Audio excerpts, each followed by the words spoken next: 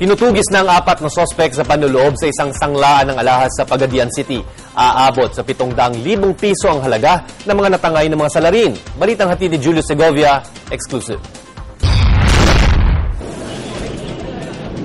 Ang kumpol ng mga taong ito at sunod-sunod na responde ng mga pulis ang umagaw sa aming atensyon. Ang sanglaan pala ng alahas na ito sa Rizal Avenue, Pagadian City, pinasok ng 4 na armadong lalaki tanghaling tapat ang gwardya ng jewelry pawn shop, wala ro nagawa ng umatake ang mga suspect. Diyan ko nakatayo. Punta ko doon, pasok ang tulog, tapos yanaan ko isa, iulan 45. Sa loob ng pawn shop, kita ang mga basag na stante. Naiwan pa raw ng mga suspect ang ginamit na martilyo. Agad naman nagsagawa ng follow-up operation sa mga pulis, pero hindi na inabutan ng mga suspect dahil sa traffic. Mailap ang may-ari ng sanglaan sa media. Sa impormasyon ng mga pulis, may CCTV ang establishmento, pero hindi pa raw sila nabibigyan ng kopya.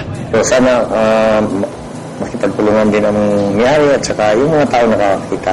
Kasi yun tayo with the criminal justice system, kailangan may involvement sa community. Ayon sa pulisya, aabot sa 700,000 piso ang natangay ng 4 na suspect na patuloy pa ring tinutugis hanggang ngayon. Julio Segovia, GMA News.